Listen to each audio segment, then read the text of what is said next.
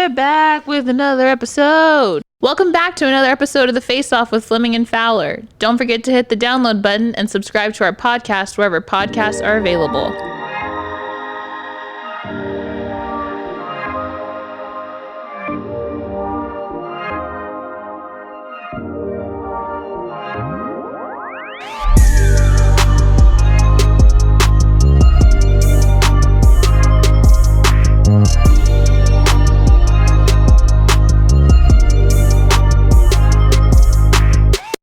A nut. Roll the tape. You are a nut. Okay.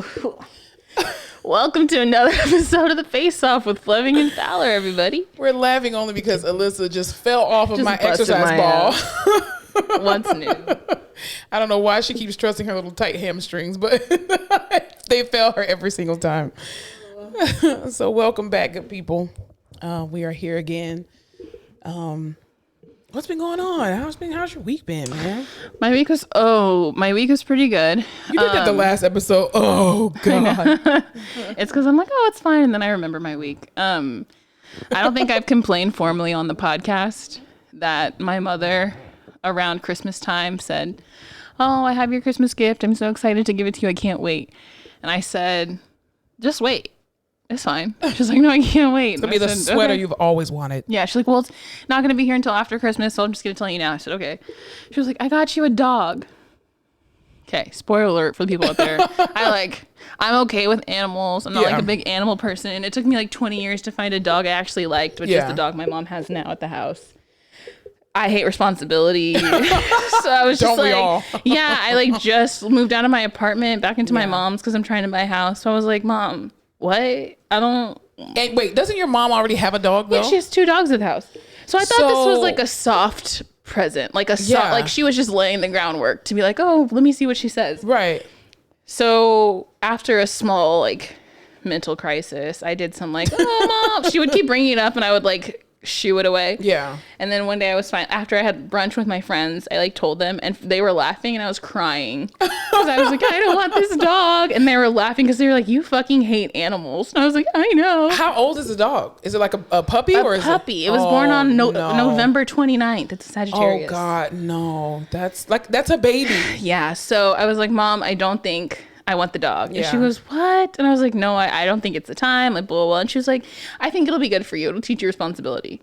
And I was like, I have a job, a full-time one. And a whole career, I have Mom. a car, I just paid off. I think I'm responsible. Yeah. I don't want to learn that. She's like, "Well, I bought it for you, so you'll be fine." Flash forward to this weekend. She was like, "Okay, we got to go pick up your dog." And I was like, "Fuck." So did she make you go to the store and get all the stuff, the supplies for the dog? We had nothing. That's why I was like, I didn't think the dog was actually happening because it wasn't like she was ordering things to the house or we had talked about it. She keeps trying to get me to name it, but I wouldn't. So you're not trying to have any personal attachment.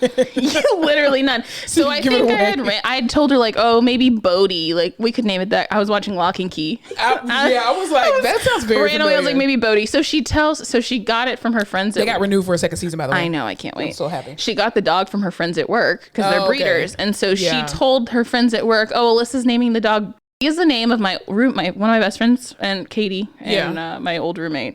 She has an ex-boyfriend named. We hate each other. We've had scream out, drag out fight matches. I do not like him.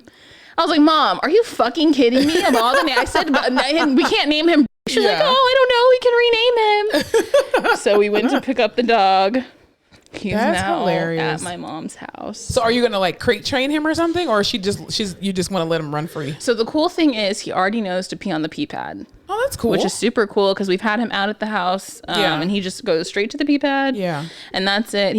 We're crate training him. We leave him in the crate, and he cries loudly for 10 minutes. What do the other dogs do? They do barking. They're "Dude, shut the fuck up." We have 2 corgi mixes, right? One is corgi German Shepherd, and one's corgi fucking pit bull dachshund or some shit. Yeah. The corgi German Shepherd is afraid of the puppy, even though he's smaller than him. He just runs around and he's really chill. And the other one wants to fucking grab its neck and break it. Oh Jesus, that's an extreme. It's been a fun environment.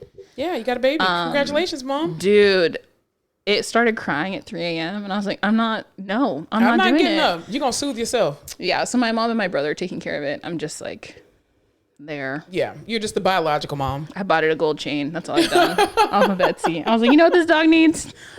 Freaking bling. Yeah, I want a dog, but then I'm like, who's gonna feed it and like take it out? That's what I'm like, Mom, I'm never here. I'm like, oh, let's go to a bar. Let's go on a random trip. I'm never coming home. You know what I mean? So buying a dog is like a single person. You're setting yourself up to be a single parent. Like, yeah, like you literally are a single parent. That's not what Jesus called me to do. So it's like not wrong to be a single parent, but No, there's it's not a lot of people who set out and are like, I'm going to be a single parent. Yeah, and to take care of the dog by yourself. And it's like you are solely responsible for the dog. And like, again, it's just like a human. If you don't feed it, it will die. That's why I was like, so you got this dog, you potty train it, and then we'll recircle, come back to this in 6 months and see how it's going. Right. Let me just correct this. You're not setting yourself up to be a single parent. That's not what I'm saying. I'm saying as a single person getting a dog. A single parent. No, as a single person getting a dog, you literally are a single parent because a dog is like a baby. I mean, you don't have to breastfeed them every 2 hours, obviously. You can't leave them alone for an extended period of time, which is nice. Yeah, that's true. And without them burning down your house. I mean, just put them in a crate. You can lock them in a crate and no one gets mad. If you put a baby in a crate, you're going to jail. True. Yeah. So it's been an interesting week for you. Interesting week. Yeah. Yeah. What about you? How have you been? I've been good. My back is getting better. I'm actually getting ready to go see one of my coworkers' wives. She has her own yoga studio. And she's also a physical therapist as well. So I'm going to go get treated by her and try to start this new regimen. This week was really good. I mean, we're going to talk about that in the rehab corner a little bit later. We have a great topic that we're going to talk about with regard to professional burnout. Sex in the workplace. That's cool. I'm kidding. I mean, now your patients, God, no, that's disgusting. Oh no, that's so gross. Yeah. Everyone's stinky and has like caked on shit. First of all, you're in the hospital. If you're in the hospital, you are no asset to me. You're a liability. You know how you see like a hot guy at work? Yeah. Like he's a patient. Yeah. And all I'm thinking is like, you're broken. Well, here's the thing. Remember that guy we evaluated the other day, the tall black guy? Yeah, he was thick, 2 C's. Right. And I was like, very attractive man. He was a very attractive man. And then we're asking these subjective questions. We're like, so do you live by yourself? He's like, no. We're like, who do you, because of course he doesn't have a wedding ring on because he just had surgery. Yeah. So then we're like, so who do you live with? He was like, my wife. I was like, God damn it. They're always taken. Of how many years? Are you happily married? Any kids? Yeah, it's not fucked up. I was just like, you suck. But then he was on the phone with his mom, so it was like, nah. Yeah, and then I'm looking at the cracked chest, and I'm just like, even if anything did happen, like, you got a fucked up heart. You literally, didn't he have like an aneurysm repair? Yeah, dissection, yeah. Yeah, like, no, your heart's bad. I don't want, no. No. Mm-mm. So I'm always on the lookout for family members. Yeah, definitely. Like the visiting uncle or one of my professors, brothers. Her husband was the son of one of her patients. Her patient had a massive stroke. She was rehabbing them, and the son came every day. Yeah. And they say once the patient discharged, air quote, they started dating. And I was like, that's what I'm trying. Listen. Wait, the patient or the family member? They started dating the family member? Yes. Oh, okay. I mean, once the patient discharged, the therapist and the family member started dating, and they ended up getting married. That's cool. Yeah. That's cool. I don't think I could fall for a patient. Like I'm like Izzy Stevens from Grey's Anatomy. That's not. Again, you're in the hospital for a reason. And heart problems, that's a lifelong history of going to doctor's office. Maybe if I was on ortho, I could do it. Not even ortho, because they're babies. Yeah. It's just pain. It's like, oh, my back hurts. Oh, my knee hurts. Listen, welcome. Maybe a vendor. Yeah. Yes. I'm gonna leave the field open to vendors. Absolutely. I don't necessarily want a surgeon because they're always gonna be in surgery and they're gonna put me second. I mean, as long as our bills are paid. Works for me. As long as the bills are paid and I have plenty of money, live your life. Live your life. Marriage is just a business. You can learn to love someone. Can you imagine like being so fucking annoyed at your husband and you want to go out, so you go out and you're like, oh yeah, he's in surgery, so he can't be here. Ooh. Yeah. Sucks. But he's not here. But the money's there. He's making us money. You know what is there? The money. There it is. Yeah, definitely. All right, so let's get into it. So this past week, we had an amazing week. We all survived the Civil War. There we go. We survived the Civil War, people. Woohoo! People were really ready for some apocalyptic shit. Okay, here's what I did do, because I don't take empty threats lightly. So I did go and get some bread. Oh God. I stocked up on bread, get that head, then leave. Yeah, so I did go get bread and like more peanut butter, and I have rice. I have like survival food in my house, like flour, yeast, water, bread. fruit snacks. Fucking Little Home on the Prairie. What is it called? Little House on the Prairie. Fruit snacks. She's like, I got some milk I can turn into butter. I got like a Costco size thing of fruit snacks. I was like, listen, I'm this used should to last me. Right, I'm used to work. Hurricanes, especially living in South Florida. You have hurricanes several times a year. This is why when hurricanes hit Texas, I get so pissed at people because I'm like, you guys don't know how to survive. You out here buying all this bullshit, and I'm like, you need to get the Little Debbie's, get you a can opener, some beans, and call it a day. What? The first things to go, the tortillas and the bottled water. It's always tortillas and bottled water. Yeah. Well, see, South Florida, we just did bread. Yeah. Bread and peanut butter and jelly. Yeah. You don't buy anything cold. Don't buy anything cold. It's going to expire. And let me go buy up some chicken breast. You can't cook anything if your power goes out, you dumbasses. I mean, yeah, you can still barbecue, but who wants to be doing that shit every day? Anyway, so yes. No, my mom called a whole ass family meeting. She bought one of those radios that's like, oh yeah, fucking analog radios. And she was like, listen, if anything happens tomorrow, the plan is everyone's coming straight home. And I was like, I'm gonna be at work. I can't just leave and come straight home. What are you talking about? Patient abandonment? Yeah, I'm gonna be in the middle of a fucking eval. I'm like, oh y'all, shit's popping off. My mom told me I gotta go home. Listen, in the event something like that happens, fuck the patients, okay? But yeah, I definitely did buy some stuff or whatever. But and I had multiple. I did go out and go buy some more clips for my guns, so that way I could just pop them and go pop them like I'm on, GTA or something. Anyway, but yes, we survived the Civil War. Is that Corona? No, it's a dysphagia. Okay. You need a speech therapist? Okay. Yes, please. Speech consult. So Joe Biden has officially been inaugurated as the 46th president of the United States of America. Also, Kamala Harris has been inaugurated and confirmed as the vice president of the United States of America. And it was a beautiful ceremony. But let's talk about who stole the show. Michelle Obama. Michelle, I've never wanted a whole burgundy ensemble like I did when I saw her. See, but here's the thing though. Had Hillary Clinton wore pantsuits like that, she probably would have won the election. No way.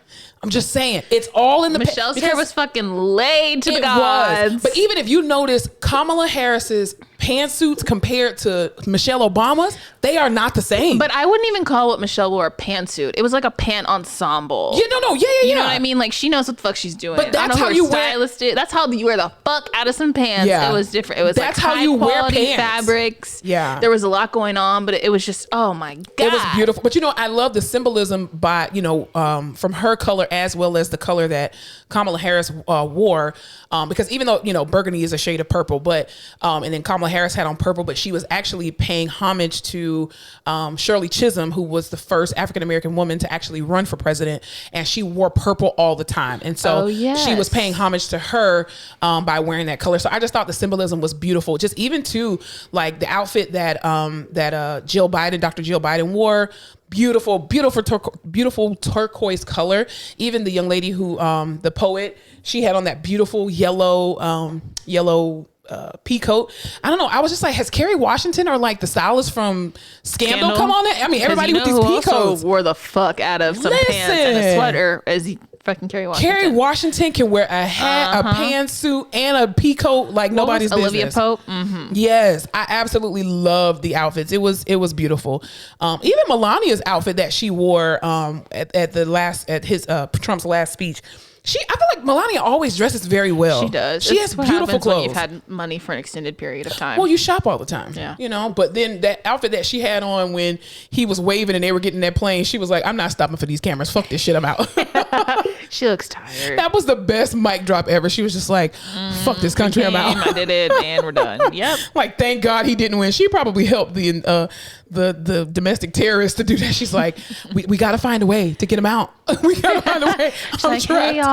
She's fucking typing from his computer. She's probably the owner of Parler or something, because she's just like, I'm going to spread all this stuff. I can't do another 4 years of this. If like, Trump this is not won, what I signed up for. They're making fun of me. I don't even want to do these speeches. If Trump I don't care about candy in schools. No, I definitely think she would have like went missing or like faked her own death or something, because she was ready to get out. She would have pulled the Princess Diana, where she's like, listen, you're going to do what you want to do, and I got to get the fuck out and be over here. Absolutely. I'm going to go to Africa and do some shit with AIDS. Honey, Melania, she's stressed. That girl, she's like, this is the worst decision I've ever made in my life. And it was funny because Barron was nowhere to be found. Who? Barron. Never heard of him. Exactly. Okay, sir, COVID is going around, so I know you're not still in boarding school. Where is Barron? Hashtag, where's Barron? Barron, you didn't come to see your daddy off? He's like... probably in... He's a robot. It's totally fine. It wasn't... What's his name? With the gloves? Bernie Sanders. Bernie's gloves. Listen, the memes of Bernie Sanders... I love the internet and I hate the internet at the same time. I do too, because the internet's like, we've been waiting for this for years. We can't wait. Joe Biden. They're like, oh wait, Bernie took the whole inauguration. Like him show. And Michelle Obama took all the shine from the inauguration. And even Lady Gaga, I thought her voice was very beautiful. Then they were like, oh my God, is she trying to sing like the theme song from like Hunger Games or whatever? Because she had the Mockingjay, this huge ass gold bird on her chest. And then they were comparing her to, what's her name? What's the lady who comes in? Effie Trinket. Effie Trinket, yes. And so they were trying to compare her to her. J-Lo's outfit was beautiful. Listen, J-Lo, everything she wears, she never has a bad outfit. I've never seen one She never looks either. fucking crazy. Yeah. Even when she was half naked at the Super Bowl, she fucking looked awesome. But I mean, look at her body and the age that she is. It don't make no sense. Like, she still has the same body from like In Living Color. Yeah. Like her and Shakira together, these, 40 something, or is J-Lo even 50 yet? I don't know if she's 50. I don't know. She might be late 40s. Anyway. Hey Siri. Okay. How old is Jennifer Lopez? Jennifer Lopez is 51 years old. 51. Jesus. I'm 36. Obese. What the fuck? And she's still just the way she moves. She just fucking got it. She's kept it tight. Beautiful. And you know what I did love about her is that, people she got a lot of flack. Thank you. My words are really weird today. She got a lot of flack for speaking Spanish, which I thought was so stupid as to why people would be upset that she's speaking her native tongue. Like don't they project that that's going to be the most spoken language in the world? Exactly. So I'm like, why are you getting upset that she's speaking Spanish? Like, she's freaking Hispanic. Like, why wouldn't she do that? We speak American. We speak American. That's literally what they would say. And then even to the service woman who came up to do the Pledge of Allegiance, and it was like all over TikTok how she actually signed. She was saying it in sign language as well as she was talking, but she was actually paying homage to her dad because her dad was deaf, and so he taught her the Pledge of Allegiance in American Sign Language. I learned the Pledge of Allegiance in American Sign Language in 3rd grade. Thank you very much. Yeah, I pledge allegiance to the flag of the United States of America and to the republic for which it stands, one nation, under God, indivisible, with liberty and justice for all. All I hear is click, click, click, click, click, click, click with your mic. Well, that's how you know that I was fucking doing it right. We'll have to post a video on our Instagram Shout out so you can to see Alyssa do that. What was her name? I don't know. She was amazing though. I thought it was amazing for the deaf community, the deaf and hearing impaired community. What an inclusive inauguration that I did. It really was. You didn't watch? Oh, because no patients were watching it. Dude, no one has the news on anymore. No. Have you noticed that? It was after the election. The news came off, and everyone's just watching Price is Right and Grey's and Friends. My patients didn't even have the damn TV on Inauguration Day, so I had to keep going back and forth to CNN, sneaking and looking at my phone to see what was going on to get the scoop. I was like, you want to watch TV? Dude, people are tired. Yeah, they're just tired of it. They're overstimulated too, I think. But it was a beautiful ceremony. It was also they had the live concert that night with Katy Perry. She sung, and there were some other people that sung as well too. Didn't she name her daughter Daisy? Katy Perry? Yeah. Oh, I don't know. So her name is Daisy Bloom because it's Orlando Bloom's baby. Oh, I don't. It's not the cutest shit you've heard. You are the social media guru. You know I'm not. Hold on, I'm gonna fact check myself. I barely know what my name is from day to day. Daisy Dove Bloom. That's her in Orlando. Dove Bloom. Daisy Bloom. Is that not the cutest shit you've heard? I mean, her parents are rich, so. Daisy Bloom. Sorry, I'm not over it. Anyway, continue. I mean, it's a beautiful name, but yeah. So I don't think you understand. It's because her name is Daisy, and then her last name is Bloom. And flowers bloom. Absolutely. I don't think you're on my page, but whatever. Yeah. Mm-hmm. Okay. Yeah, that's on the public education system. Mm-hmm. Mm-hmm. So yeah, the inauguration was great. Congratulations to both Joe Biden and Kamala Harris. Also, too, piggybacking off that, you know how like the first 100 days of the new presidency is like they're gonna watch you like a hawk, and so So Joe Biden basically came in and has been tearing up some stuff, which I think is absolutely amazing. Because everyone's pissed off. They're like, this president only did this many executive orders, and this person only did this many executive orders, and he was like, and I don't give a fuck. Like what? Say less. Hold my drink. I'm gonna show you what to do. But I think it's a lot of policies that were put in place that needed to be reversed, to be completely honest with you. So first of all, we are now back a part of the World Health Organization, and we have joined back into fighting for climate change globally, which I think is amazing. We have also we rejoined the Paris Climate Accord. And they have canceled, and he has canceled the Keystone pipeline. Keystone beer? No, Keystone pipeline. He's also halted construction on the border wall with Mexico, because remember, they were supposed to pay for it, apparently. Also, too, Biden has axed Trump's anti-immigration policies, and he ended the travel ban on 7 majority Muslim countries. Whenever they say travel ban, I think they're saying Taliban every time. You're racist. Anyway, so he also rescinded the 1776 commission that set up to help support Trump's view of a patriotic education. Also, too, we are including non-citizens in the U.S. Census count again. Also, too, he put in a mandate requiring for the first 100 days, requiring people to wear masks on federal property and land. Also, too, advancing racial equality through federal action. And the greatest of all, for me personally, he extended student loan payments all the way to September. No pausing of your loans. No loans. Go buy yourself a Louis. Thank you. Go buy yourself a Chanel. Woo-hoo. No student loans. No student loans. Yay. So until September. I'm like, what Joe, this is working. March, April, May, June, July. Damn. That's wild. We only in January. Who knows what the fuck I'm gonna do? So COVID, I'm not rushing you at this point, because the longer you stay around, the longer I don't have to pay my loans. Let me tell you what the fuck happened. I graduated. I had a job for 6 months. Yeah. The day COVID popped off, I got an email from my student loan servicer that said, "Hey, can't wait to see your $1,500 loan payment next month." And then the very next month, they were like, "Hey, girl, just kidding. There's a deadly virus, and we're gonna pause that shit." I literally don't know what a normal student loan payment is, because every time I'm like, "Hey, you want me to just throw some back?" And they're like, "There is no such thing. There is no such thing." Yeah, it's been a wild time to owe money to FAFSA. If you do an income based repayment program. No, yeah, an income driven repayment, you will probably be at 0 payment right now, which will extend until December. So if you do that now, even though the loans will go back in, you don't recertify until next January. I am in because yes, that. Because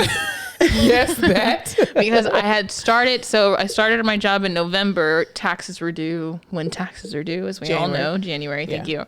So at that point, I made like no money. So they're like, "Hey, girl, you broke.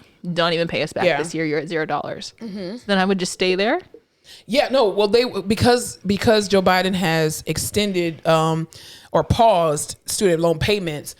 If you apply now for an income-driven repayment, it's going to be 0. So instead of extending it to September, you're going to be extended to next January, because you have to recertify every year, not every 6 months. Interesting. You have to recertify every 6 months for our job. But here's what you can do too for our job.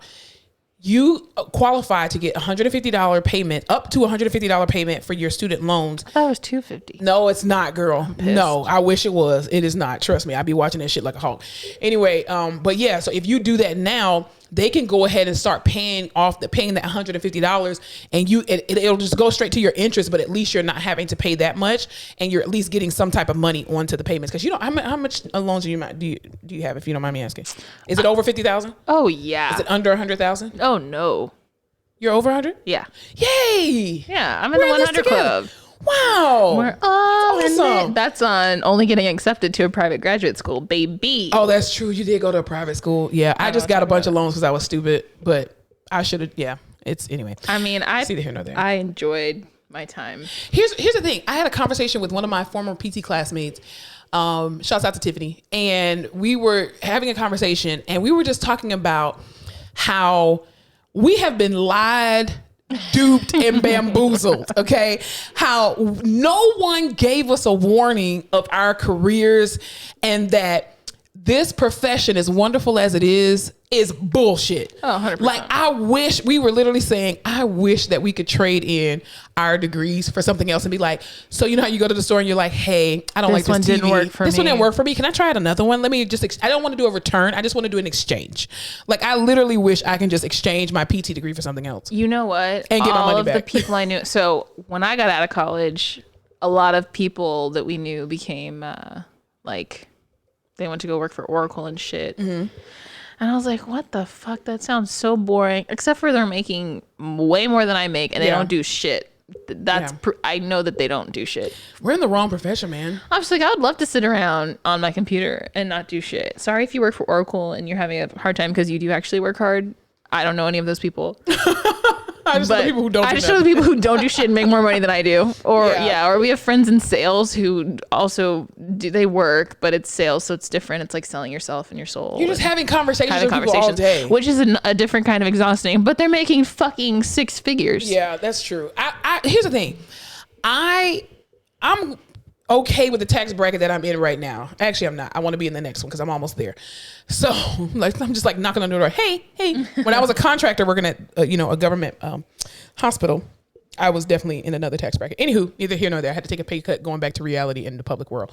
Anywho, so I lost my train of thought. What the fuck were we talking about? Tax brackets.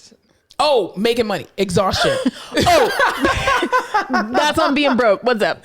No, I'm swear. Since last night, my words have been I'm suffering from aphasia right now. I don't know why. Anyway, through a stroke. God forbid the blood of Jesus is against you. Yo, I rebuke you. So here's the thing. I wouldn't mind being as exhausted physically and mentally as I am if I were in a different tax bracket. Because it don't make sense. I was telling some of the codas the other day at work. I can't even complain because I truly do feel like I can. For how much money I'm making and how much work I'm putting in at this time, like I have a pretty sweet deal going on. Listen. I don't want to complain, but there's sometimes where I'm like, when I do put in the effort, I'm like, fuck this. This is that literal back-breaking work. Yeah. And I need to be compensated.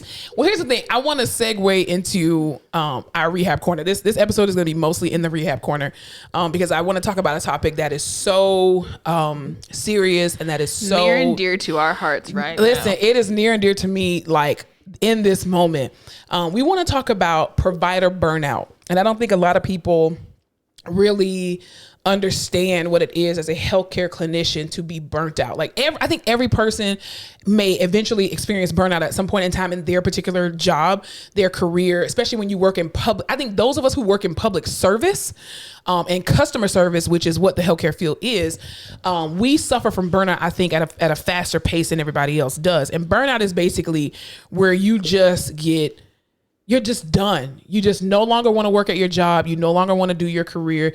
It's not the fact that you've lost the moral compass of why you do what you do, but you just don't give a shit no more.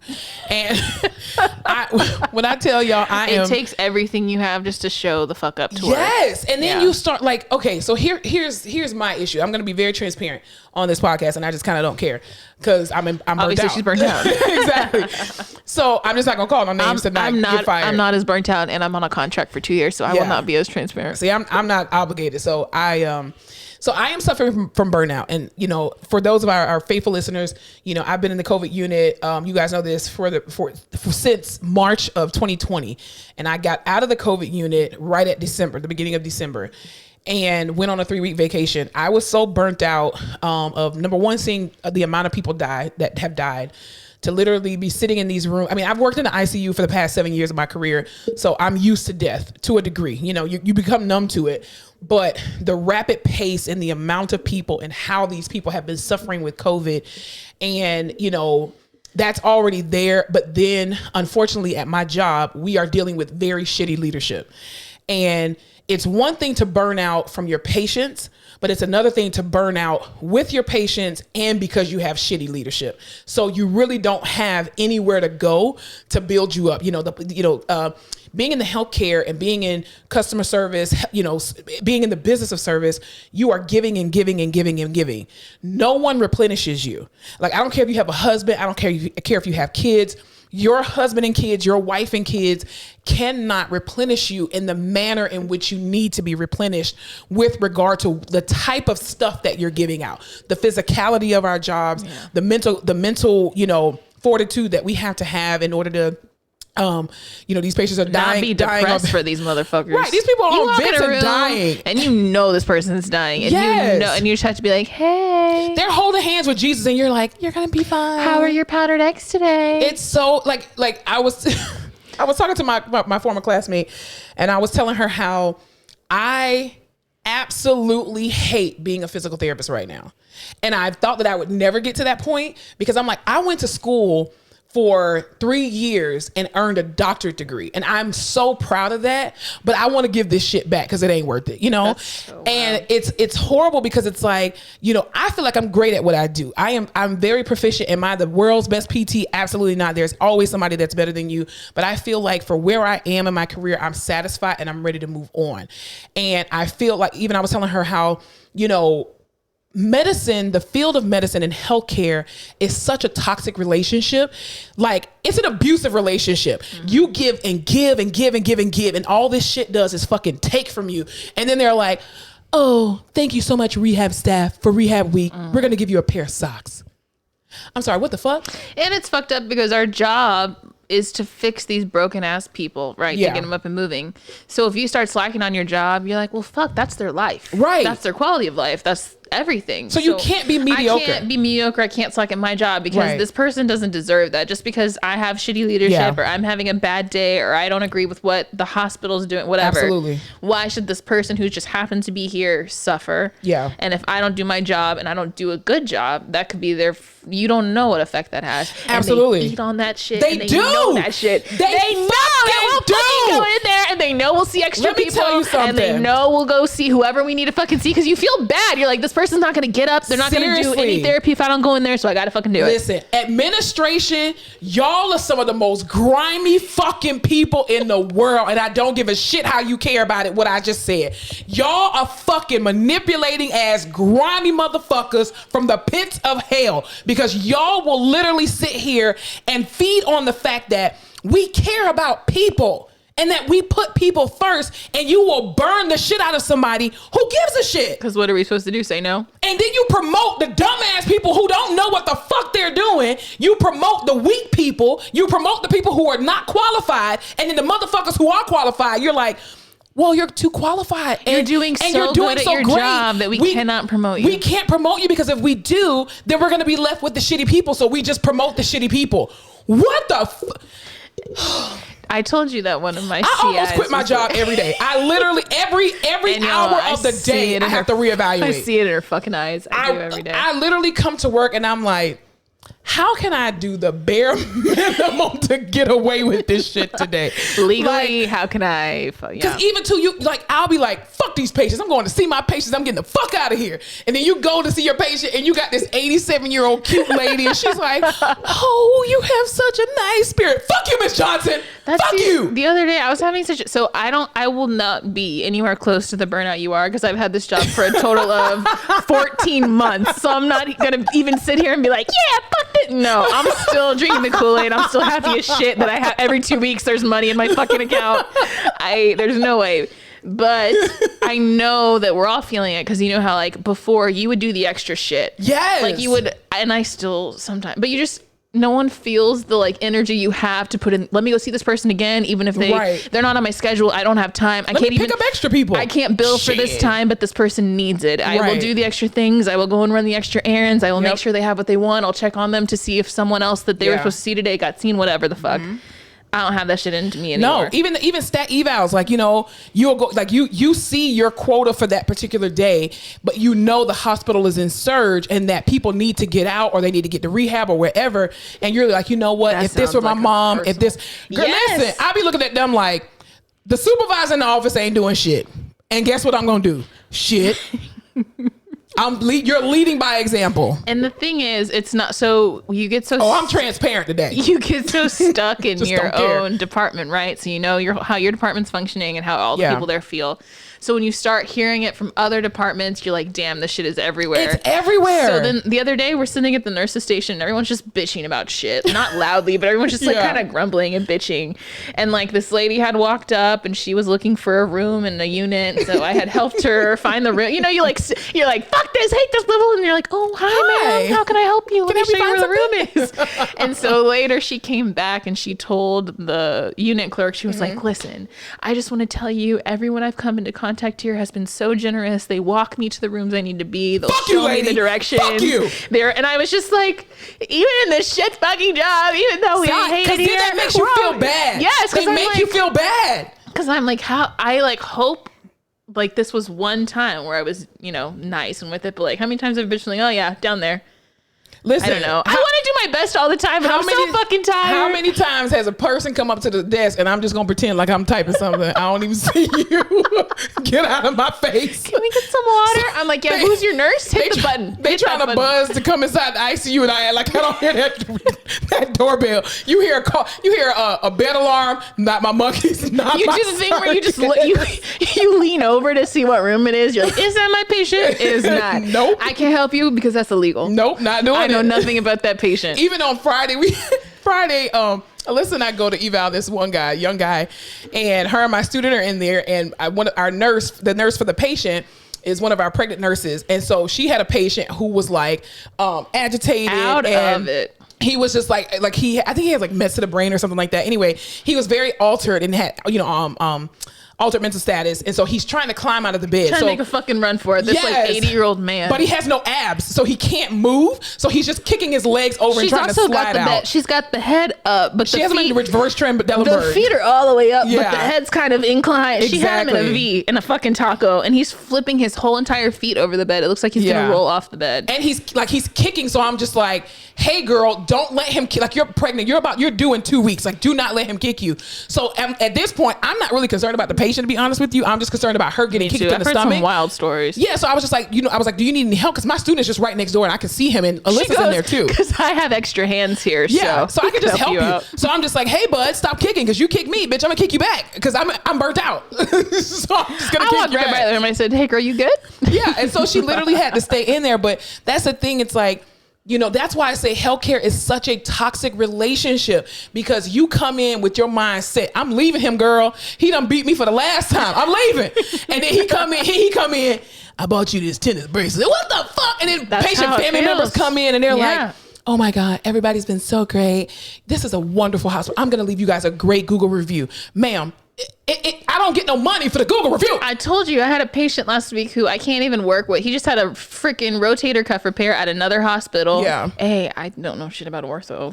B, I was like, I don't know a lot, but I know I sure as fuck can't touch that arm for a while. And then he had one leg amputated before, and now this leg there's only leg he has left has vascular issues. Yeah. So I went in just to be like, hey sir, therapy's not ignoring you, but we literally don't know what to do. We have to wait. And he was like, I know, I just need help with my sling. And I was like, if you want me to get someone from ortho up here to check out that sling, because I don't know anything about it, I'll do that. Just know, I said, I might not come back today. You might not see from me, but just know I'm working on it. We just have a lot going on. And he was like, I know everyone here that I've talked to. It's hard to find someone who doesn't love their job. Y'all are all so nice. Shit, and so, come talk to me. And I just wanted to cry because I was like, sir, what the fuck? Like, we all hate our jobs right now. We hate it. But that was so nice to hear. Yeah. Like, even I'm fucking tired and I'm stressed and I just came in here because I don't want you to fucking tell the director of this floor that therapy's not working with you.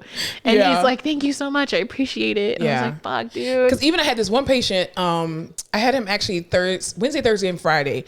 And in my brain, when I chart reviewed him, I was like, okay, this man is on 30 liters of high flow, 15 liters non-rebreather. So I know he had COVID, but he's negative now and in a different unit that's non-COVID. And so I was like, okay, I know how to deal with COVID patients. I know how to deal with these type of patients on this amount of oxygen. He's not going to do a whole lot. And he was young. So I'm like, he's going to be moving perfectly fine. Yeah. So in my brain, because again, I'm burnt out. I'm just like, we ain't going to get very much out of him. This man probably ain't going to want to work. That's perfectly fine. We go in. As soon as you put that out into the universe. Listen, he's the nicest fucking guy. Him and his wife. Not the worst. And he's just like, yeah, I really want to get up. But every time I do, my O2 sats go down. And I mean, this man drops drastically. Really? So on Thursday, my student and I go to see him. And we were like, okay, sir, I really just want to get you to the edge of the bed. I want to get you in the chair. So we just going to go fast. We're going to go fast. Because if we go faster than your sats drop. You'll already be in the chair. So you'll pass out in the chair. Exactly. God. So we get him up to so he was like, so he literally told me on Wednesday, he was like, I like you. I really trust you. Like, you make me feel very comfortable. And his wife was like, yeah, you're just so nice. Like, you just have a really sweet spirit. I hope they were talking to your student, not to you. No, they were talking to me, bitch. Shit. So like I said, we go to try to get him to the edge of the bed. And I'm like, all right, let's go fast. Cause he's staying by assist so he can move by himself. Alyssa, this man gets to the edge of the bed and his O2 sats just start dropping. Like, he started at 94, starts dropping 85, 72. Take some deep breaths, sir. 66. Bitch, he gets all the way to 50 fucking 4. Was he talking?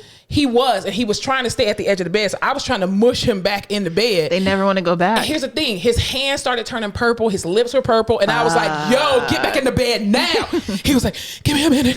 Give me a minute. And I was like, no. And you know how like in those movies where somebody mushed the shit out of your face? I mushed the shit out of him. I'm quite sure like his wife probably thought I was a mean bitch. But I was just like, lay the fuck down.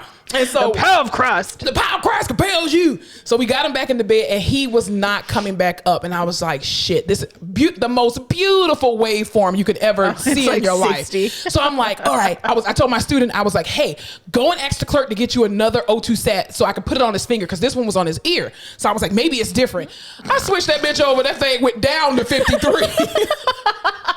So I go run real quick with my little bad back and I tell the nurse practitioner, can you give me a verbal order so I can turn his high flow up?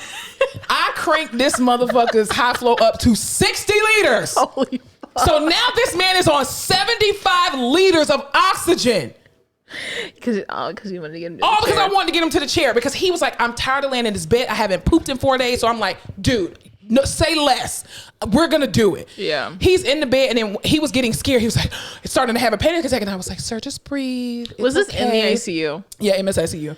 And he was like, his wife, I'm quite sure was like, oh my God, are you killing my husband? No. So he recovered only to like 83%, but he was just like, thank you so much. He was like, you're such a wonderful therapist. And I was like, well, technically I kind of almost killed you by getting to the edge of the bed. You're not dead. Exactly. But even just him saying that, it kind of it's like, you know how when you're really tired and then you eat a piece of candy and it gives you a little boost of energy.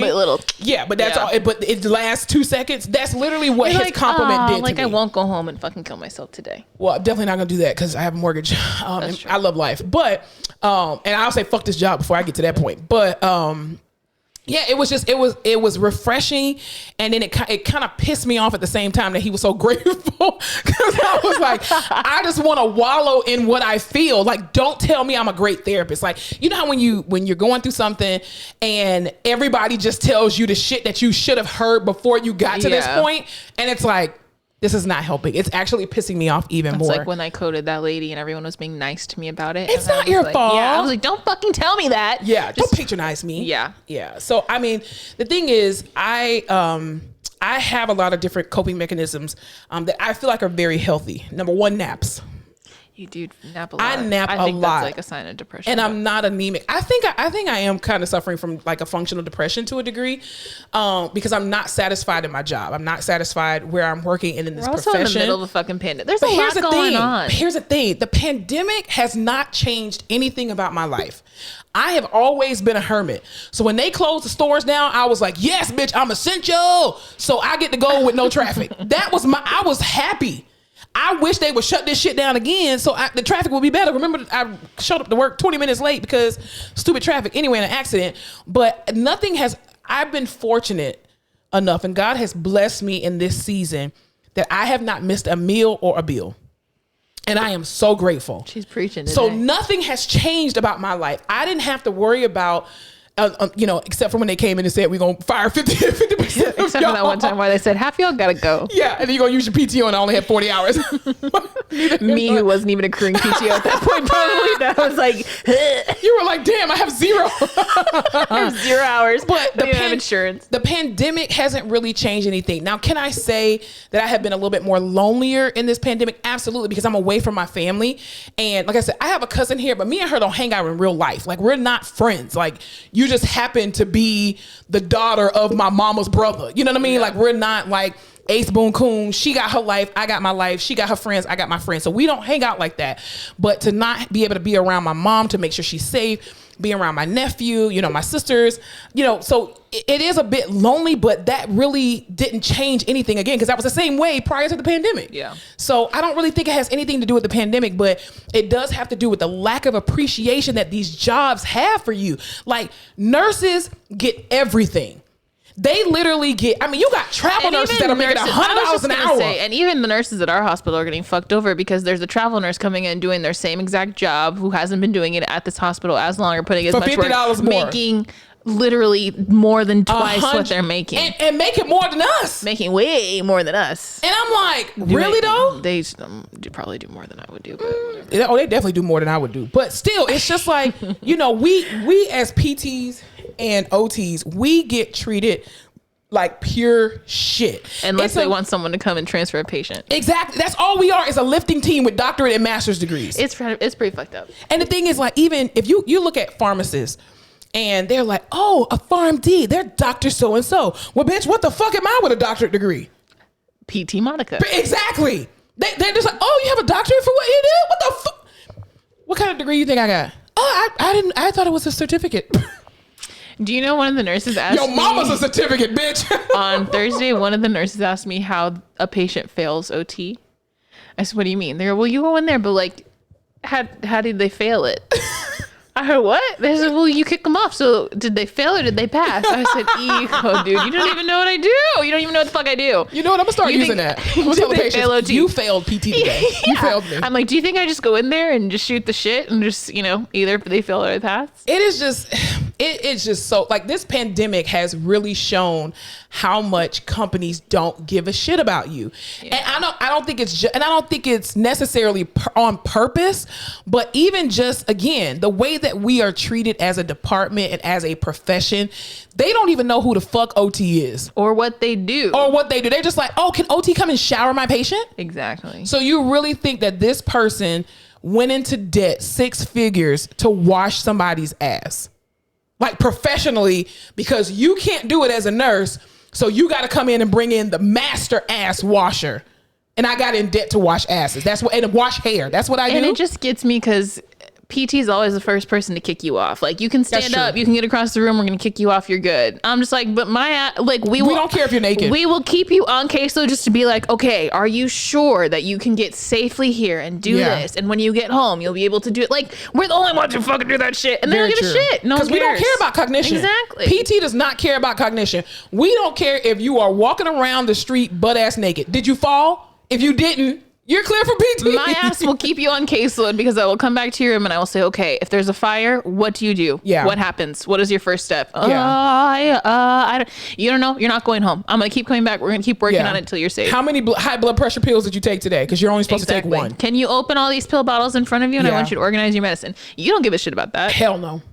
Not at all. And I just think, like, in this season of my life, well, not even just my own personal life, I have talked to a lot of coworkers at my job currently who are suffering from burnout. Some people are bold enough to say it. Some people are afraid to say it because they don't want, it's stigmatized, like, oh, you're burnt out. That means you're going to kill your patient. That's not what that means. I can still effectively do my job and do my job well. They're the only reasons I'm keeping it together. Exactly. Because it's almost like God sends these patients to you to a degree to give you a little nugget to hold on to get through your 8 hours of that day. I even talked to one of our respiratory therapists at our hospital. Obviously, I won't say her name, but I was talking to her and she just looked so tired. And I was like, hey, girl, how you doing? She was like, girl, I'm here. And I was like, you doing okay? And she was like, Monica, she was like, I'm tired. I'm tired. And when you say you're tired, you're not talking about sleepy. Like, you're not talking about rest at your house. It's like physically, emotionally I'm exhausted. I'm exhausted. And that's why I get so pissed at people who don't understand the burden of the healthcare system, and that it's not about clocking in and clocking out and getting money. It's really not. You all have burdened the healthcare system in this country so much so that people who have integrity and who cannot be mediocre are now contemplating that shit. Like, okay, I'm about to be shitty. It's that. It's because and it's fucked up. Because we care. We do care, but we're the ones who are like, we're in the trenches. We're in the ICU. It's a fucked up situation. So now we're like, there's a lot of people who are scared of these patients, but we're fucking not. So we're going to get you up. We're going to do what we have to do because we don't know where we're going to transfer after. We don't know who else is going to be in here. And but we're trying to save your life. I'm trying to save your life. We got to get up. So we got to do what we can to get you up. And stop giving us fucking pizza. That shit does not fix burnout. Stop giving us fucking pizza. And I'm not talking about just my job. I'm talking about everybody's job. Stop giving us food as a leeway to just treat us like shit. Can you at least make it good pizza? Make it good pizza. Luciano's. We've been getting so fucked up pizza. You gonna give us pizza from the cafeteria and put it in a fancy box. What the hell? Like, I just... Companies, come on. Like, I get it. I totally get it. It's a give and take. But healthcare in itself is take. I don't ever get anything from my patients. I get a paycheck that I'm owed. Thank you. That's all that I fucking get. And quiet as it's kept, I'm actually owed way more than what you're paying me. I used to get some team building every now and then.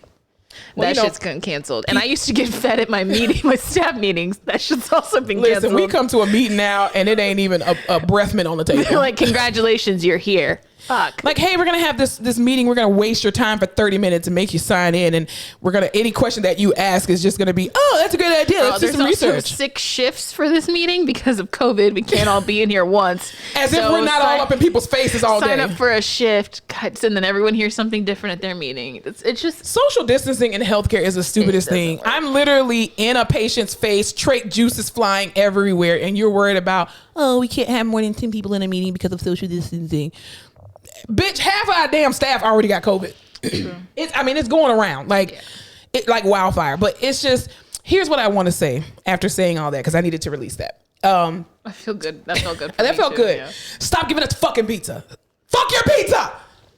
Thank you for the pizza because it's good. But I'm just saying, it's not money. The thing is, when you don't want to do the bare minimum, because I'm a huge shit talker. It's my favorite activity. I pride myself on it. I'm very good at it. I will always talk shit about the people who, when I read their evals, they're shit. I'm like, you didn't do shit. That's a disservice to this person. Absolutely. It's a fucking waste of time for you. You went in, you billed for something. I don't think that's appropriate. I would have moved them. And now I got to do a reeval. Yeah. And because I talk shit, I have to do a good job. Absolutely. Because you cannot be the kind of person who talks mass amounts of shit and also does a shitty job. Absolutely. So then that puts that back on me. It's fine. Right. This is the fucking hands of cards I've dealt myself, and that's okay. But that means that I have to do what I feel like is going above and beyond at my job for these patients, because I want to be able to talk shit about everybody else who doesn't do that. Yeah. Because I think we should be doing the most we can for these people, because they need to get up and fucking get moving, and we know how good it is for them, so let's fucking do it. But the thing is, too, we get into the business of service to help people, because what if this were us? What if this were our family members? What if this were our children? And so you want to make sure, like, even when nurses say to me, oh, Monica, don't worry about it, I'll clean it up. And I'm like, what do you mean? We're here. It's a part of my job to wipe my patient's ass if they poop or pee in my presence. Literally my job. I don't even care if I walked in and they're like, oh, I'm soiled. I may not want to wipe your ass, but guess what I'm going to do? I'm going to wipe your ass like I wipe my ass. Good. And with a lot of baby wipes. I mean, because I don't want you sitting here with an itchy booty. That's stupid. You're 600 pounds and the nurses take 5 people to get you up. I still have to try to get your ass up, because that is my job, and it's beneficial for even psychologically. It does something for people to get moving and to get up, and to have someone in there that's like, look, it might be hard, but we're going to try to fucking do it. If we don't do it, I'm going to get someone else. Anyway, all that to say, I can't half-ass my job. You cannot half-ass in healthcare. Literally, but also at like it physically does something to me. It mentally does something to me. We're not people who half-ass our job. Yeah. Right. Even if, a patient's like, hey, like what happened on Thursday with that patient who went down to the 50s. I was like, listen, I'm going to give you a home exercise program. I'm going to go print off some exercises for you so you and your wife can do them later on, just so you can still keep your legs moving. I said, just make sure that your wife monitors your O2 saturation. And if it goes below 85, stop what you're doing and then, readjust, blah, blah, blah. He was like, okay, cool. So I left. We had one more patient to see after that. And I completely forgot to go back. I'm literally driving home and I'm like, oh shit, feeling. I forgot to give him a home exercise program. So then I'm like trying to call up to the nursing station and I'm like, they're not gonna know how to print this stuff off. I was like, damn it, I'm just gonna have to wait till tomorrow. So then when we got there Friday, we got to work Friday, I literally, printed it out and I went to him and I was like, hey, I'm not gonna see you because I almost killed you yesterday. So here's the home exercise program. I do apologize that I did not bring this back because now I've made a commitment to say I'm going to do something and I'm a woman of my word, So the fact that I just forgot, just an honest mistake that I literally forgot, it just, burnout in the healthcare profession is real. And I feel like I've been duped and that I was not adequately prepared from my professors in PT school about the type of stuff that we were going to go through. Not even about COVID. COVID has nothing to do with it. But even just the lack of appreciation that we get as a department, you can't come to me and tell me, or as a profession, not as a department, but as a profession, you keep saying, oh my God, Monica, you are the best PT. Shut the fuck up. Shut up. Stop telling me that bullshit if it ain't attached to no motherfucking money. Okay? Mm-hmm. You don't have to. Let me tell you something. I know who the fuck I am. I know I'm good. But now you're telling me that you see it too, and you still don't give a fuck. And you still don't give a shit.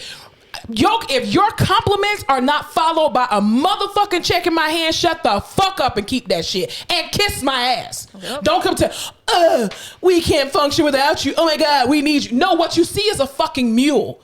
That's what you see. You see a mule who's always going to be here, who loves patients, loves what the fuck they do, and now you've taken advantage. Now you're going to see burnt out Monica. There's a difference between loving what you do and knowing what you're worth. Thank you. That's why I'm saying when I give, before all of this happened, you're giving 110%. Management's good. You like your job. You're comfortable where you are. You're in a groove. You'll go above and beyond. You'll do 200%. Shit drops down and I'm still doing probably like a good 89, 95%. It's high. 93.7. Listen, I'm still giving my best effort, but I'm like, it sucks because I'm like, I could bust my ass and I could be doing more, but like for what? I will just get more burnt out. They don't give a shit. It's not like I can come to my managers and be like, listen, I've been giving 100% and I'm just tired. And they're going to be like, okay, bitch, what? You need to show up. We don't have the staff. We're getting this, and that. You know what I mean? No one gives a shit. Like you have to do your job and you're there. And then I see people doing 50, 60%. And I'm like, people calling in all the time. I'm like, these people doing 50, 60% are still getting the same check, if not more, because I'm a new grad. Thank you. That I am. That's very true. They're not even coming. Like, it's not you can't compare all the time, but when it's a toxic relationship, when you're fucking exhausted and giving all this effort and doing the best you can, and you see someone not doing as much as you and just getting by, you're like, well, what the fuck? Because even this week, because I'm in the ICU and I've been working in the ICU for a very long time, these physicians are comfortable with me, and because I'm pretty much always in this one unit, they know that they can come to me, and 9 times out of 10, I probably more than likely have their patients. So the one physician that we have that is an aortic dissection physician. Like he literally specializes in aortic dissections. I mean, world now. And he literally will find me and come up to me and be like, hey, Monica. He won't even ask me if I have his patient. He'll just assume it. And even his nurse practitioner will be like, hey, so this patient in so room, we really need him to get up. His leg is paralyzed or something. He has a lumbar joint. We need him to get up. We really need you to work with him, blah, blah, blah. I just put the orders in, can you pick him up? And I'm looking at my list like, I have 9 people on my list and every last one of them is appropriate. And now I have to prioritize who's more important or who needs to get up more. Yeah. And I was able to say, okay, with a heart transplant, this girl is moving by herself. She's perfectly fine. I don't need to see her. I will bump her off my list. I will pick up this post-op day 1 surgical patient and I will go and see him. Even this week, I didn't have their patient and they came up to me and was like, hey, we really need this guy getting up. The nurses have been keeping him sedated at night. I need him to get up. Monica, I really need you to get him up. And I'm like, I don't have that patient on my list. That's it. And he was like, well, is there any way you can trade? No. I don't want to. Because I directed them to the therapist who had that patient, and I texted him. I said, "Hey, Dr. So-and-so's looking for you because he wants his patient up." And then he comes to me, "Well, the man's leg is flaccid." That sounds like a personal problem. I don't have shit to do with that. Not my monkeys, not my circus. If there is no check assigned to it. Because then what you're telling me is you realize how good I am at my job, and you like our working relationship, and you know the results that I can produce, but you're still... No one is willing or choosing. No one wants to fight for me. No one's willing to see my worth and compensate me accordingly. I don't want a fucking piece of paper that says I'm doing my job great, thumbs up, here's a star, and a fucking movie ticket. I want that cash. That's it. But here's the thing too. Don't sit here and, damn it, I lost my thought. Shit, it was a good statement. Fuck, it'll come back. I don't know. It's not. It shouldn't all be about money. No, it should. No. It should, because here's the thing, Alyssa, you are providing a service. That's true. Yes. People say, "Oh, well, I would do this job if I wasn't getting paid." You are fucking dumbass. No, I wouldn't. You're a dumbass. I don't give a damn if I love peeling oranges for a living, bitch. I'm not doing it without a motherfucking check. Because you know what? Happiness is much better with some green attached to it. You're right. Like that. Here's the thing. I feel like, because you can do a job you hated and make a fuck ton of money. Thank you. And I'm doing a job I like and not, but. And here's the thing.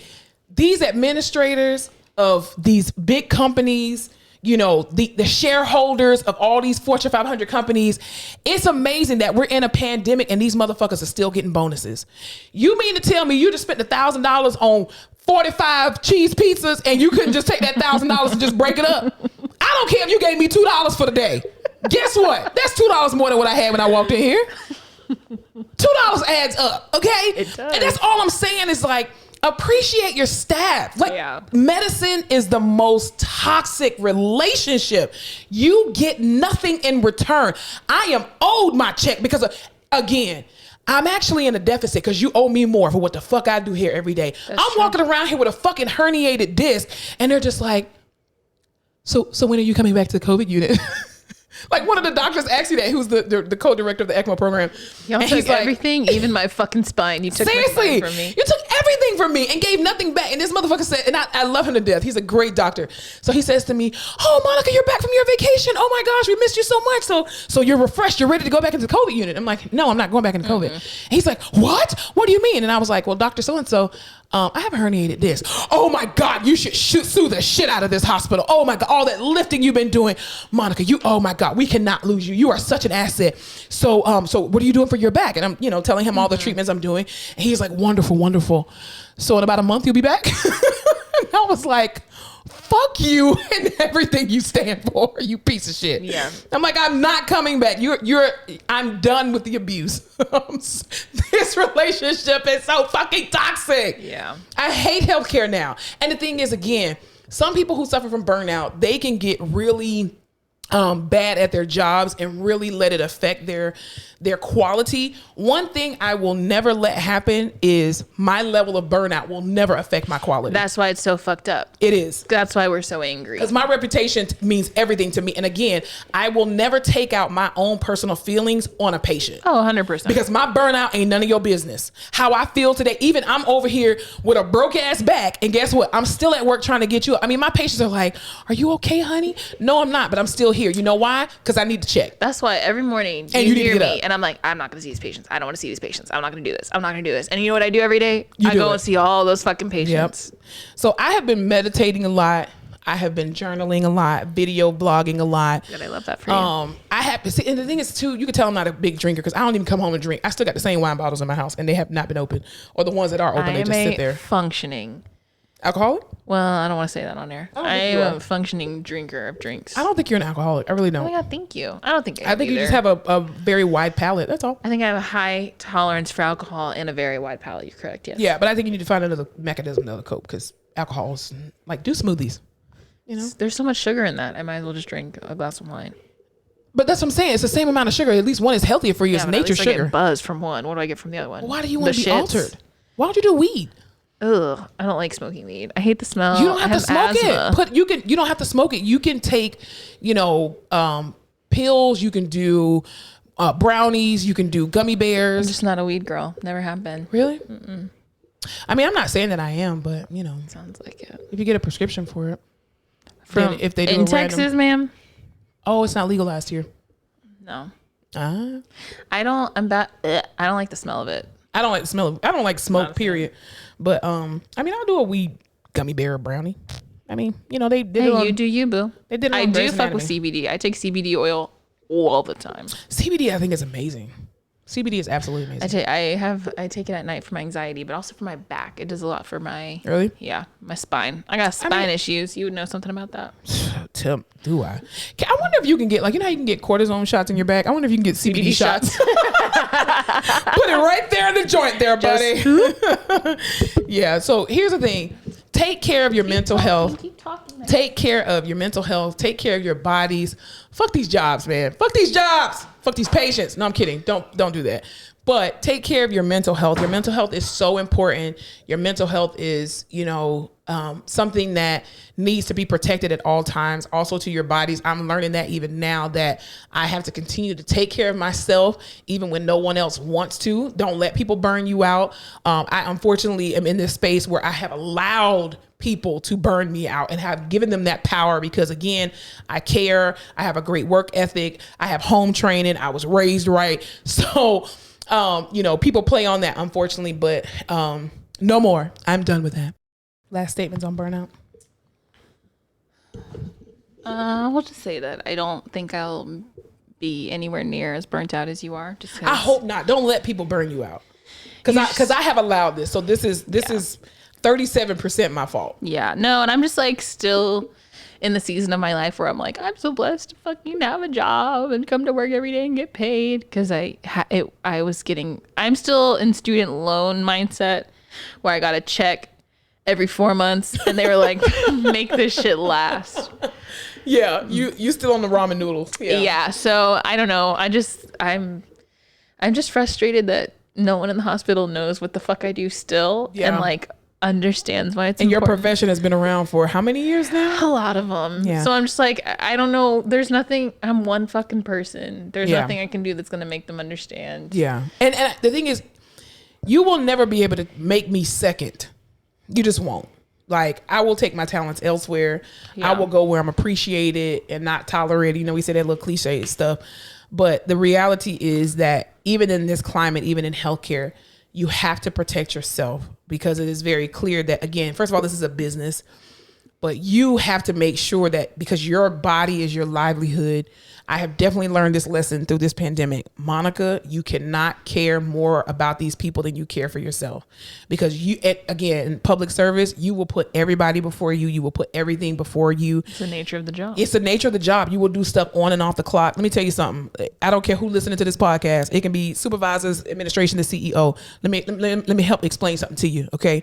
I'm not doing nothing else. Okay. Nothing else extra but my job if it don't come with a check. I ain't doing nothing off the clock. Do you remember? I don't care if it's paid. I'm not doing nothing off the clock. I don't think you weren't in the meeting. It was an OT meeting. But when the pandemic happened, everyone was I don't know how it came up, but someone was like, yeah, because, you know, we have to we clock out right on time so that we don't get in trouble. But then we're here documenting. And someone was like, you can't do that. And we're like, what? And they're like, no, you cannot be working off the clock. And we were just all so in the mindset of we cannot, we have to be clocked in and clocked out, but we still have to get this work done. So let's just stay. All of these things that people are like, no, you can't do that. But we were just all so willing to put in this extra work. Absolutely. You'd be like, you know what? So you won't get in trouble as the supervisors. Exactly. We will sacrifice our time and clock out and then just still sit here and do whatever. I'll go do another eval on the clock. Let me tell you something. Them days is over. I think this pandemic just pulled whatever curtain was still. Oh my, I'm woke. Yeah. Woke, motherfuckers, I'm woke. Now everyone's just like, no, I'm going to do as much work as I can with the time I'm given. And if I don't get to it, guess what? It just pisses me off that the weak and mediocre continue to be advanced because they are weak and mediocre. Yeah. And for some reason in people's brains, it's better to advance the weak and mediocre to get them out of the way. But then you have the people who are willing to do this work. You don't give them shit for it. Not even a check. You haven't even advocated for your staff to say, you know what? I know y'all are suffering. Y'all giving all these doctors bonuses. Y'all doing all of this shit. Like, how in the world do doctors are profiting off of the backs of everything. And I'm not saying that they don't deserve it. That's not what I'm saying. But what I'm saying is if you got the money to give them extra for all this other stuff that they ain't even doing to save lives, you can't shoot us another $1? Anything would help. Socks. Just to make not the socks. Then they gave us the socks and was like, thank you, rehab. This was like 2 years ago. They were like, hey, thank you, rehab. We appreciate it. It was like rehab week. They were like, thank you so much for everything you do. We could not run this. I mean, gave a whole good old speech. Ooh, child, made you just chills. And they were like, as a token of our appreciation for you, here's a little token of love. And it was a pair of socks. And we were just like, oh, okay. And then we were like, you know what? Okay, it's socks. It's a thought that counts. You know what? We are the only people in this hospital that have these socks. Bitch, the next week, all the nurses had on the same goddamn socks. We were like, oh, so y'all just gonna give them to us first? Interesting. So we ain't even special enough to get something of our own? It's just messed up because they all harp on outcomes and how early mobility is so beneficial to the patient, and they're seeing these great outcomes and how important it blah, blah, blah, blah, blah, blah, blah, blah. Bullshit. Well, y'all ain't doing the mobility. You ain't even shooting in the club or in the basketball court or whatever that's. You went with us shooting in the gym? Thank you. You're not even in the gym. So you're like, oh, thank you. We're operating on these patients, leaving them in the bed. The only reason they're actually getting out of the hospital and living full lives is because the therapists are coming in, they're mobilizing and making their asses get up and do shit. Because the nurses are too busy doing whatever the fuck they have to do it. So thank you. But fuck y'all. Yeah, it's insane. I'm doing wonderful for those that care because I just don't give a shit no more. All that to say, mentally, she's in a better place. Listen, I'm in a better place because my eyes are wide open, and it's not that I've been oblivious to it. I knew it was already there, but again, my home training, my work ethic that my parents have instilled into me, my morals, my values will not allow me to be mediocre with someone else's life. I cannot, I don't care if I see a patient like, I don't even want to say that on record. I won't say that. Anyway, I don't care if a patient has a whole big ass blowout and I got to pee. I will literally shut off my bladder and sit there in the trenches, almost pee my pants because it's about the people. But I'm just like, how do you fuck these people? Yes. But I'm always like, how the fuck do you think that makes that person feel? Because to me, being in the hospital is such a vulnerable thing. Yeah. So when you fucking shit your pants and I'm standing there holding your shit, I'm not gonna say anything about it. Yep. You know what I'm gonna do? I'm gonna make a joke. We're gonna laugh about it. I'm gonna wipe your ass. Yep. Because this fucking sucks. But guess what? I'm in here, you're in here. This is my job. Right. It fucking happens. And I'm going to do it well. Even I had a patient the other day. He was standing. He was like, oh, I have to pee. I was like, you want to sit or stand with the urinal? He's like, no, I'll stand. I was like, all right, cool. I hand him the urinal. I guess he just thought the top was open. No. All of a sudden, I start hearing a trickle on the floor. And I'm like, God damn it. He's pissing on the fucking floor. But the curtain was already pulled. So I was like, wait. Stop peeing. Stop peeing. Like, hold your penis. I was like, it's not in there. Like, you can't feel that it's not in there. I mean, I don't have a penis. So I don't know what that feels like. But anyway, yeah, so I was like, he was like, oh my God, I'm so sorry. I just peed on the floor. I was like, dude, it's fine.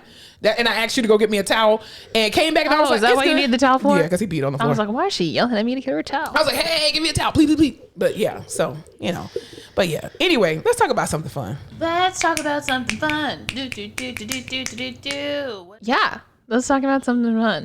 What's going on in the news today? In social media. A lot of Kardashian dating rumors. Do you care? No. Okay. Can we stop talking about them? No. They're everywhere. Let's talk about Lori and Michael B. Jordan. My God, why do they hate me? He's posting shit all the time. She's commenting on his photos. I'm sad. Yeah. I mean, didn't they just go somewhere? They were on a boat fucking caking and shit. Steve Harvey on his morning show just started talking about him. What did he say? He was like, you're not the sexiest man in the world to me. That's because you're not gay. He was like, I mean, I like him or whatever, but I will always have like a thumb-sized amount of hate in my heart for any of these men, and I can turn it on just like that. But see, sir, your daughter is about it. She's about it with a lot of people. She's a straight bout it. Okay, like I know we don't use that term no more. That's a term for my generation. If you bout it, you are a straight bout it. Like you about it. Like not like, oh, I'm bout it. Like Master P. No, bitch, you about it. Like a hoe. Yeah. Like also, and remember when she was quote unquote dating Diddy and they were all having lunch together and shit? Wait, she was rumored to date Diddy? Yeah. Oh, that's too old. Come on now, No, Lori. remember she dated the son and then it was rumored that she was dating Diddy and they were all out at lunch. It was her menagerie. Oh, that's too much. Steve and Diddy? No. You mean Marjorie? Margarine? Marjorie? Marjorie. Margarine, yeah. She can dress, by the way. She's a beautiful woman. She is a beautiful woman. She's a gorgeous. And she has gorgeous daughters. That's why daughters. Harvey's so hot. I mean, Harvey. That's why Lori's. Steve Harvey's not hot. No, Lori Harvey is a beautiful. Let me tell you something. God knew exactly what he was doing with me when he made me, because he was like, if I give this bitch a body like Lori Harvey or even like Chloe Bailey. The Chloe Bailey busted challenge. We could talk about girl, that. I'm surprised the internet is still intact. God was like, her ego, give her knock knees, bitch. Give her hammer toe. God was like, nope, make her obese and not needed. Now I give you a big booty and some big tits. But you got me fucked up if you think I'll make you look like fucking Lori Harvey. God knew I would be thought and bopping about here in these streets. How could you not? That's why I don't blame her for being the way she is. She's I beautiful. would too. Are you fucking kidding me? And she's in her 20s. Just listen. Whatever you do, sweetie, use protection. Protect your health. That's it. She made it out of the future sinkhole, so I think that you know of. Oh, she could have had a shot or a pill. I'm not saying, but I'm just saying. I wouldn't blame her. Anyway, yeah, they're still happy, I guess. They're still posting pics, and everyone's like, it's a publicity stunt. I'm like, maybe they're just happy. It's only been like 2 weeks. I want him to be happy, but just with me, you know? So Michael B. Jordan, if you're listening to this podcast, dump Lori Harvey and get with Alyssa Fowler. Thanks. It's too much. Don't be with me, but just don't be with her. Don't be with anyone. Just be lonely and single. Just be a sexy man just roaming the world. To be like George Clooney. You can get married when you're like 60. He did wait a long time to get married, though. I love that for him. Yeah. What else is going on? JoJo Siwa, remember we talked about her a couple weeks ago? Yes, she is. And now that you told me that she's 16, I see it now. Do you see it now? Because I literally legit thought that girl was like 12. And when you said that bitch is 16, I was like, when I saw that her coming out video, I was like, this bitch is 20. There's like, I see it now. She's absolutely 20. She sounds like a smoker when she's not screaming. Yeah. I think she just has like a really raspy voice. Yeah. But that's cool. I hope that here's what I don't want to happen to her with her coming out and say, is she gay or bisexual or what? It said gay. Gay. The shirt said gay. Here's what I don't want to happen to her and her brand, because I know she is specifically targeting to kids. For the kids. And I remember they were pissed off when it said like, have you kissed anyone in the room? Yeah. And it was the girls were on the box and everyone was pissed. Yeah. I just hope that her coming out will not hurt her brand in any way, because it's not like she's trying to convert kids to the LGBTQ. Yeah, she doesn't have a gay agenda. It's like, this is who she is. She's coming out, because I think she wore the best gay cousin shirt that her cousin got her or something like that. So, I mean, I just hope that doesn't hurt her brand, because she is targeted toward kids, and, you know, just the whole sickness of people saying, oh, you have a gay agenda. You're trying to turn all my kids gay. And it's like, shut the fuck up. You know your child gay at 5 years old. Like, stop being oblivious. Like, come on. So anyway, but watch in 20 years, she has some special where she comes out saying she wasn't actually gay, but Nickelodeon wanted a gay presence, so they made her pretend she was gay. Oh yeah, when she can you imagine? She's probably gonna turn out like I see this in the future. I'm just gonna prophesy it to her. I see her turning into like a Miley Cyrus 2.0. Oh, like gay, but am I? No, not like that, but just like, she's been in this box of being like bubbly and happening. Breakdown. Exactly. Like how these child stars are like, you know, they are looked at and, you know, revered as such these amazing like role models, and you have to do everything right. She gonna lose her mind and be like Britney Spears and shave her head and start trying to hit paparazzi with a bat. Dude, there's a Britney Spears documentary coming out. Really? Yeah, about her and her dad and all that shit. I feel so bad for her. She's I'm so sad that her life has turned into the way it has. She's just like, she had everything. And the idea that I could be making that much money a month and my fucking father is in charge of it all. I know. That's horrible. As I'm like, it's kind of like our jobs now. We are Britney Spears. I feel like I'm fucking Britney Spears. I'm working my ass off, and there's someone who's just like feeding me fucking pennies on the dollar. Yeah, here's a piece of bread. Wet bread. No, yeah, but socks. I think when all this was going on at the beginning in the 2000s, she was making like $500 and something thousand a month. Yeah. He was in charge of all of it. And then when she was doing her residency in Vegas, he was still in charge of all of it. And so the courts were trying to say, like, if she's inept and she's not mentally capable of handling her own finances in her day-to-day lives, because it's not even just her money, he was in charge of her day-to-day life. Right. They were like, how can she be like, how can she do this residency? Right. She's capable. And they're like, no. The justice system is flawed. But the thing is, he's clearly been paying them off, because she even said after she lost the appeal to get her estate back, she literally said, I am no longer going to be performing until I get all of my control back over my life. I would absolutely sit my ass right there and be like, oh, you want to be in control? Be in control of $0. Mm-hmm. I would too. Yep. I mean, that's sad. That's so sad, because she had such a promising career. I mean, I didn't think she was a great singer, but she was popular for that Britney Spears. Britney Spears can't sing? We have a problem, bitch. What? Cultural icon. What? That was my first concert. Are you fucking kidding me? You want a cookie? That bitch can't sing? Oh my God, she could. She can. Oh, I hate you. Interesting. Get out of my house. That lets me know your caliber of ear. You needed a caliber of ear isn't even words. Yeah, so that's stupid for you to say. It is. No, it's definitely a caliber of ear. You don't think that Britney Spears is a fucking pop god? No. That's not what I said. I said I don't think she can sing. I think she's a great entertainer. That's because you love a belter. I don't want to hear anybody belt. Ma'am, I'm black. That's all we do. That's all we have in church. Everybody's screaming. I just want to fucking bop. Why do you think I scream so much? It's because I'm used to it in the church. And God, sir, it's like. Meanwhile, I'm like, hey, shh, so loud. Here's your inside voice. I'm a quiet household. ASMR. Could you use your inside voice? Here's your inside. Clap once. Every day at work. Then you have to yell because you're these stupid mad. Miss Johnson, get to the side of the bed. Serious. That's why I can't. Deaf. They're not even deaf. Hard of hearing patients can't fucking hear me. I refuse to yell at them. No, I be talking and they just be like, you ask them all these questions. And they're like, so I'm hard of hearing and I don't have my hearing aid. Here's what I want to employ to patients. All those who wear hearing aids, please put hearing aids somewhere close to you so that when you come to the hospital, you always have them, because they always bring these patients to the hospital with no one time hearing aids. I spent 15 minutes of my was supposed to be 8-minute eval. Oh gosh. Helping someone put their fucking battery in their hearing aid because it was so bad. You need tweezers. They couldn't fucking hear me. And I was like, do you have your hearing aid? And they're, yes, but it's out of battery. I was like, we're doing this right now. And that's the fucking caliber of work I do in the hospital. I will sit my ass there and use my big chunky sausage fingers to get your small ass fucking hearing aid batteries in and not bill for it. Yep. I'm sorry. It's because that's what I'm telling you. Burnout is real, people. I'm sorry. We trying to move on to something else and we keep coming back to it. Burnout, professional burnout is real. There is no shame in saying that you are professionally burnt out. And we're not just talking about healthcare workers.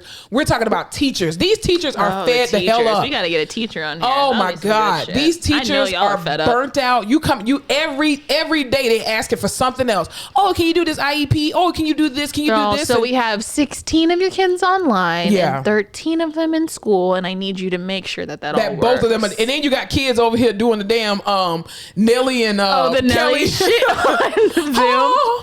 I'm like, the teachers are like, what are you guys doing? I'm like, these goddamn kids, y'all just don't understand the amount of pressure that your teachers are under. Have you seen the TikToks of the teachers that come in and the kids are like, Miss, why do you look so nice today? Why do you got makeup on? Why do you look nice? I'm like, oh, these fucking kids are the worst. That's why I could not be a teacher. Like with kids, I can do like adults, but kids, no. I was a high school teacher aide for a year before. I was too.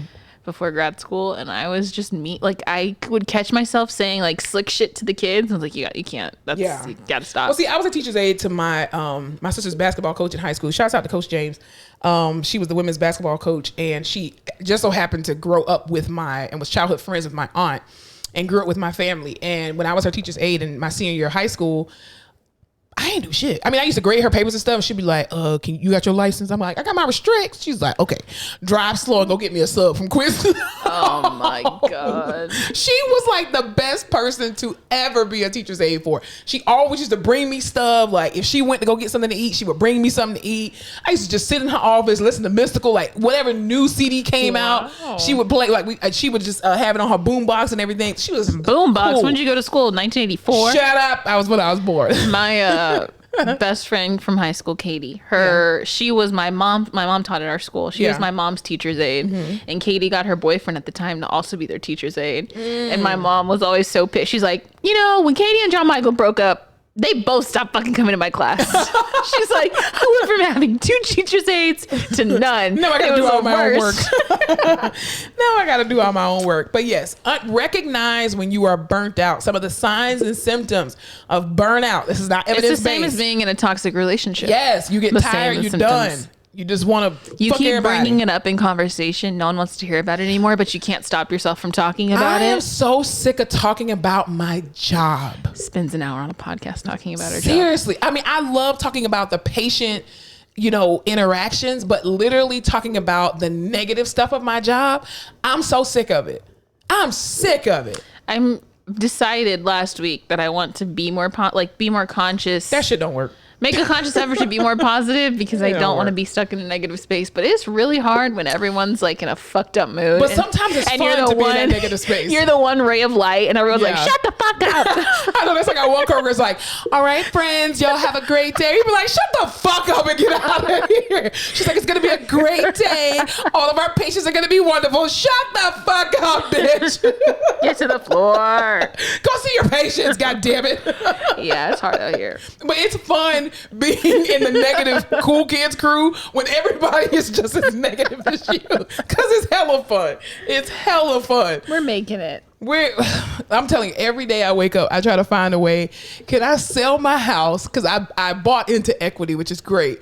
Can I sell my house and the money that I get from my equity, can I just like buy a little cheap spot of land, build me a little tiny house from Home Depot and just live off that for a minute? You could move back to Florida. Hell no. All right. We're not that desperate yet. Listen, I'll work this toxic ass job forever before I move for the fuck back to Florida. Hell no. You heard it here first, folks. Girl, no.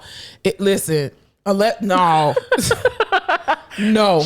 It's bad, but it's not Florida bad. No. I mean, I would move back to Tallahassee where I went to college because I think that's a wonderful place. It's nice and slow. But Fort Lauderdale, fuck no. It's so close to Miami. Shit, fuck Miami too. Fuck Miami and Fort Lauderdale. I keep trying to convince my mom to move up here and she's like, I'm good. But yeah, no, I would not move back. The devil's a liar. The devil is a liar. We need to invest in Jay-Z's company or something. What company? Oh, let's do it. Listen, if you guys have any ideas about passive income, how I can potentially... any entrepreneurs out there, hit our line. Anybody looking to hire somebody who got an MBA, I'm your girl. Yep, for sure. I have a fresh pair of eyes. That's all I can offer you right now. But I'm going to need to use my PTO up front. Oh my God. All right, anything else? No, that's it. That's all I fucking got for this podcast. Sorry we bitched about our job for an hour and a half. But here's the thing. Here's the beautiful part. There are so many listeners out here that are like, you know what? You are speaking the truth. I have always wanted to say, fuck these people. And I said it for you. You're welcome. I'm not saying that. I appreciate my job and the contract that I'm under for the next year. And I would like to keep that. I'm just saying, I'm not talking about the actual entity of the company, but I'm just saying, fuck it all.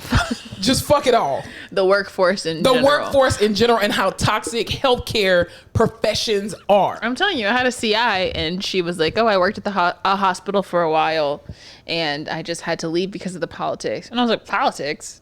Oh, absolutely. I've watched 14 seasons of Grey's Anatomy, ma'am. I don't know what the fuck politics you're talking about. That shit's all drama. Well, because Chief Weber controls everything. And then I got to working at a hospital and I was like, there's some fucking politics here. Absolutely. And you know what the thing is? Nobody prepares you for that shit when you are in school. Like nobody tells you the good, the bad, the ugly. And that's why with my students, I have a student now and I told him very first day, I was like, hey, how you doing? Welcome.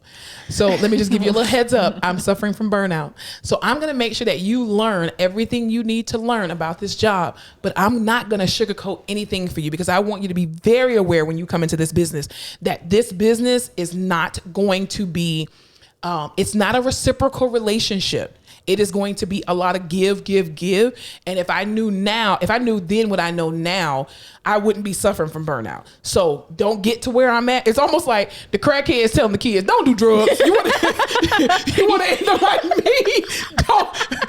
Go to school and do your work before you be out here on crack with no teeth. Don't do it. Can I borrow $5? Exactly. For my advice that I just gave you to stay off crack. Yeah, I would have really appreciated a class that was like, this is what you can expect. this is how to get pulled into a meeting with HR. This is what they can do to you. This is what they can't do to you. Yes, here's what you need to do. Read your policy. Yeah, this is what you can do at work. This is what a supervisor's job is. This is what a manager's job is. Because I feel like I'm just winging it. I still feel like I'm just fucking winging it. You know, the supervisor's job is to provide clarity and be a sounding board. That's all they do. That's an inside joke. Anyway, but yes, so I... you just don't know. And I still feel like I'm a kid and I'm supposed to know all these like company policy things, and it's just known information. I don't fucking know it. But see, I think that's why too I'm burnt out, because I am past that point and I know how to read policies for myself and to implement certain things, and I know better. Like, I know how to navigate this system. Hey, if you knew better, you'd do better. Well, I am. I can't go into detail about it, but anyway, but when you know what's actually going on, you get tired of the bureaucracy of it.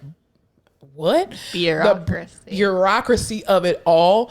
And it's like you're still on this like bloodstained banner to try to, we're gonna save the world. They don't want to save the world. That's not their agenda. So you're either gonna save the world by yourself, or you're just gonna understand the fact that these motherfuckers don't want to save the world, so let it go. So you're saying I should stay ignorant? No, I think you should look at my life again. Look at the crackhead and learn from the crackhead's mistakes. Do what I say, not what I do. Do what I do and not as I say. Well, do both. Wait, huh? Do both. Because sometimes what I do is better than what I say. I'm gonna Mountain Dew it. Depending on the filter. You go Mountain Dew it. This was good. I feel good. Yeah, we needed an episode like this to be able to give the real rap raw about rehab and about our jobs. For all the kids listening out there. I work for a wonderful company, by the way. I'm not going to say the name, but I work for a wonderful company. And yes, they gave us socks. However, I love my company. I love my job. It was just rough for like the past year. Yeah, which just happens to be exactly how long I fucking worked there. And the thing is too, I worked at a bunch of different hospitals. And so this is not like everywhere you go, it's going to be like this. I don't care if you're in acute care, inpatient rehab, skilled nursing facility, LTAC, or outpatient, home health. It does not matter. You are going to have issues at every job. But here's the beauty. If you go find a new job, it's going to take you a little bit longer to figure out who the devils are. My thing is, so like someone said, if you like 70% of your job, that's pretty good, because you're never going to love 100% of your job. No, that's fake. So my thing is like, I like the patients. I like the atmosphere of the hospital. I like the setting. I love the fucking coworkers, like my immediate coworkers. I love a good pair of socks. Love the socks. So I'm just like, fuck. And the lawn chair. I feel like if I ever went to go work somewhere else, I'd be like, everything's amazing except for these weird ass people that I work with, and now I'm stuck with them. I think the biggest thing for us too is that I think what keeps us holding on to this toxicity is each other, because we have us as coworkers, we get along so well, and it's hard when you actually like your coworkers and you hang out with them outside of work, even though, like we said on the Friendsgiving episode, never trust your coworkers, but you can still hang out with them, but don't trust them. It's like you're staying with your shit boyfriend because his friends are so cool and his or like family his mom loves you. Yeah. And they keep giving you gifts, so you're like, oh, and you're okay. like, I could go date someone else who treats me better, but like their family might suck and their friends aren't cool. Exactly. And I mean, even to like our coworker that left, Cointa, I told her, I was like, hey, when you leave, man, your coworkers are not going to be the same. You're going to eat lunch by yourself. Yeah, you're going to eat lunch by yourself. You're going to be lonely. I mean, you'll eventually make friends, but they won't be as cool as us. So nowhere near. Yeah, but yeah, we're rambling. So let's go ahead and wrap this up. Wrap it up. Yes, take care of your mental health. If you don't hear nothing else I said today, take care of your mental health. Wrap it up. Yeah. All right, guys. Well, we'll definitely see you on the next one. Have a great week, everybody. Do something great. Meditate a little bit. Manifest some great shit into your life. Eat some wheat brownies. brownies. Quit your job if you feel like it. Yeah, definitely. Fuck them people. I'm kidding. Thank you so much for tuning in to another episode of The Face Off with Fleming and Fowler. Don't forget to follow us on all of our social media platforms, including Instagram, Facebook, Twitter, and YouTube at The Face Off Pod. Be sure to tune in to The Face Off with Fleming and Fowler every Tuesday when new episodes are released.